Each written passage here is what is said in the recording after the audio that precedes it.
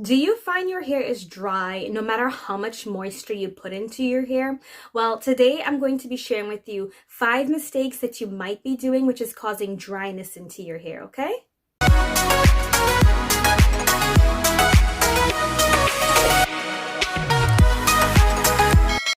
Welcome back to Hair and Beyond. So for today, we're going to be talking about 5 mistakes that you might be doing to your hair, which is causing dryness into your hair. So if this is something that you are interested in, you're definitely going to want to keep watching, okay? So mistake number 1 is you do not know your water quality. So many people don't realize is that your water that you're washing your hair with can affect the quality of your hair. So you might say, but Chanel, I thought you said that water is good, right? Well, water is good for your hair, but in some areas that you may be living in, your water may have too many minerals in it, which is actually coating the strands of your hair, which is going to leave it more dry. So people don't realize is that the minerals that are in our water causes a barrier on your hair. So that barrier is going to prevent water from actually entering your hair, which is going to affect moisture from being into your hair. Okay, so mistake number 2 that you may be doing is you are using the wrong products for your hair. Okay, so if you find that your hair is dry, then you should pay attention to ingredients like sulfates, alcohol, and silicone, for example, because they are known to actually remove moisture from your hair. So many shampoos do contain sulfate in it, which does actually strip the oils from your hair cuticles, which can cause your hair to be extra dry and frizzy. Now, some people do use shampoos with sulfates in it and they have no problems with dryness in their hair, but if you do find that you are experiencing dryness in your hair, probably take a look at your ingredients that you're using, and if it does have sulfates in it, try a shampoo that does not have sulfates in it and see if it makes a difference in your hair, since it should help. Some other ingredients that you should be looking out for are humectants like honey and glycerin, for example, which are known to actually help moisturize your hair by attracting more moisture to your hair. Now, that's actually a good thing sometimes, but on the flip side, these humectants can also draw moisture out of your hair when the air is dry, which can actually cause your hair to become more dry, okay? So if you do have ingredients such as humectants in your products, then you should probably try to avoid using them on days that are very dry, because it is going to take the moisture out of your hair and put it into the air.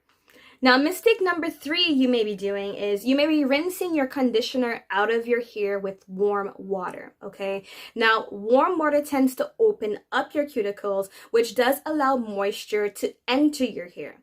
Now, when you rinse your hair with warm water, your cuticles remain open, which then causes moisture and water to leave your hair, which will cause it to be more dry. So the best thing for you to do when it comes to rinsing conditioner out of your hair is to actually rinse it out with cold water, because cold water does close the cuticles, so it helps trap that moisture into your hair, as well as it also helps make your hair look nice and shiny and lustrous, okay? So if you want your hair to be more shiny and to help with dryness, definitely rinse the conditioner out of your hair with cold water, okay?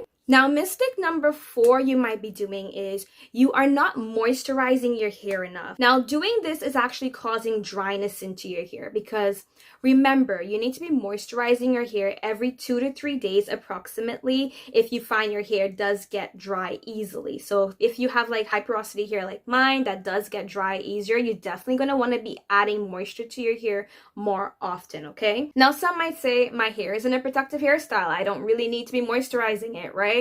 Well, you actually should be moisturizing your hair even if it's in a corrective hairstyle. So let's say you have braids or even a weave in your hair. What you can do is get a spray bottle and then spray the ends of your hair with some water every 2 to 3 days and add some oil onto that braid. So that's going to help protect your ends while keeping it moist while it's still in that protective hairstyle. Because if you do not moisturize your hair while it's in braids and you leave it in for like a month or more, what's going to happen when you take down your hair? It's going to be dry, and when your hair is dry, it's going to get brittle and it's going to break easier, right? So by moisturizing your hair while it's in protective hairstyle, it is going to help keep your ends, okay? So that's part of length retention, which is going to help your hair grow nice and healthy and long, okay?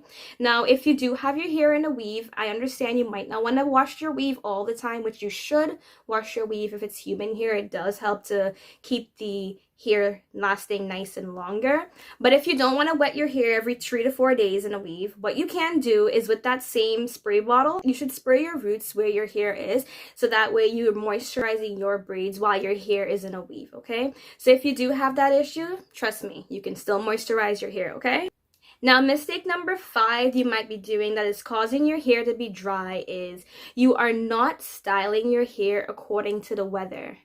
The weather. Yes, the weather. It does affect your hair. So remember that cold, dry weather dries out your hair. So it's best not to leave your hair out on those days when it's cold outside, and more keep it up or in twists or in a protective hair still at that point in time. Also, in the summer months, you should definitely be looking at your humidity level. The humidity in the air causes extra moisture from the air to enter your hair, which will actually cause it to swell and become frizzy. So yes, the humidity does add more moisture to your hair, but it actually causes it to get dry as well.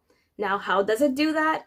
So what it does is that once you leave the environment of humidity, so once you enter your house or you go into your car where the air is not as humid, it actually causes the moisture that was in your hair to actually go into the air. So pretty much once you enter your home after you've been out in the humidity, the moisture in your hair comes out of your hair into the air to kind of balance itself out. So that actually causes your hair to be more dry. So in the summer months when it's humid outside, my hair does get really dry. So what I would do once I go home is I would re-moisturize my hair using the same method in this video that I'm going to link right up here. And that's actually going to help add back the moisture to my hair that has been drawn out from the humidity, okay? So remember, these are the 5 mistakes you may be doing, which is causing your hair to be more dry. And if you did like this video, don't forget to hit that little subscribe button down below there if you haven't done so already. And don't forget to hit that little bell because you're definitely going to want to see more. And until next time, I'll see you guys again on Hair and Beyond.